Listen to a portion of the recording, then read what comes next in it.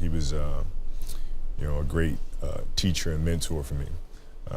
But Michael was very tactical and very efficient with his movements. There was no wasted space. There weren't any wasted dribbles. I mean, he was very surgical with how he approached the game, and you can see it. I mean, he made the game look so easy. It's very difficult to do.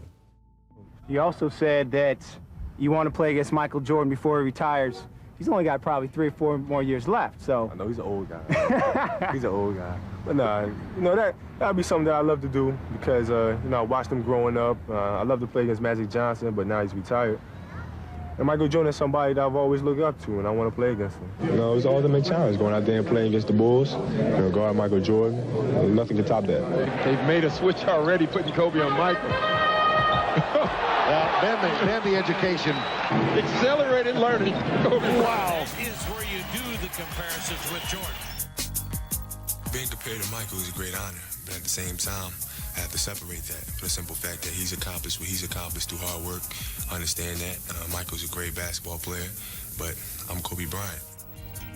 Playing against him for the first time at the United Center, and I got thrown into the fire. He made a nice baseline spin move on me. I knew it was coming. He was just so strong. By the time I tried to body him off of me, he just swatted me away like a fly. I think his game now is more determined by balance and trying to get his defender off balance or off center, so then he can, you know, take advantage of his opponents. Is there part of you that's awed by what he did and how he did it and laying off as long as he did and still dominating the way he does? Not really, no, because he's been doing this for so many years. I don't think there wasn't anybody out there who seriously doubted his comeback. I think everybody knew there were going to be some nights where he was more effective than others, some nights when his legs couldn't carry him. There were going to be other nights where he scores 45 points or whatever it is. But Michael's always had a great work ethic. So I'm really not too surprised at what he's doing right now. He's doing what he wants to do. And if that's what he wants to do, my respects go to him. He had a great career. You know, now it's time for me to move on. You know, so like I tell you, like when I was in high school, and I used to work out with the 76ers. I used to ask him, you know, what's it like to guard Mike? You go, Mike? You mean Black Jesus? I'm like, what the fuck? Black who? Oh, we call him Black Jesus. Or you can call him Black Cat. I'm like, I'm gonna call him fucking Mike. That's his fucking name. So the level of fear that he inspired in others was insane. Wow. And I would tell him, I said, when I face him, we're gonna go at it. He says, oh, you don't wanna do that. I'm like, what? Man, you don't know me, man. And so when we matched up, I think he understood that. And you know, when I was 18, my first year, he got the best of me a bunch of times. I was right there the next play. You're not intimidating me, yeah. I'm not going anywhere. And I think he saw that level of respect, because I think he was the same way at 18 years old. And that common bond is what I think, you know, where our connection was built. This is a fun game for me. Everybody's talking about Kobe Bryant and Michael Jordan. Oh, well, this is the matchup that everybody's been waiting to see. I learned a lot this game. A lot about how technically sound Michael was. Because it's one thing in watching him play, and then it's another thing in playing against him. His technique was flawless. I wanted to make sure my technique was just as flawless. Been down a half court, and he wanted to know how, when I turn around on my jump shot, how to feel the defense. I told him you should feel the defense with your legs. Once you feel the defense with your legs, you can take advantage of that. That was very inspiring for me. People have been talking about comparisons with Michael Jordan for years, but more now than ever. Why? Let it go. Look, Leave it alone, Can I just ask a question? Can I just ask a question? Jeez. 3 titles, could be a 4th in a matter of weeks. League MVP, could be Finals MVP. And by the way, you go and win the gold this summer.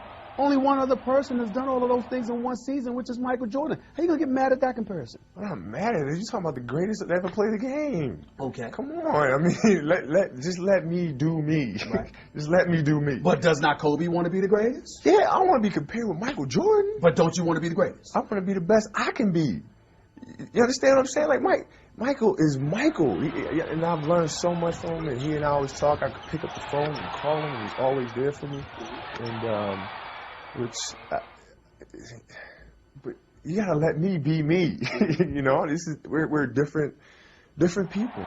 Who's on your short list of best competitors you've faced? Michael Jordan, Allen Iverson are the two that come to mind immediately because they were relentless. Now Michael, his relentlessness was amazing, and Scotty's as well, both ends of the floor. And then, you know, in my generation, AI was much the same. I mean, from opening tip to the end, I mean, this guy was just going and going and going, and he'd always put you in jeopardy. So those two guys are the most competitive I faced. Big shot, the guy falling down, not being able to get to him. 17 seconds from Game 7 or from championship number 6. Jordan, open, Chicago with the lead. He schooled for a baseline dunk the first time I matched up with him. That was like the coolest thing. It was, because I'd seen that spin move so many times, and then I knew he was gonna do it.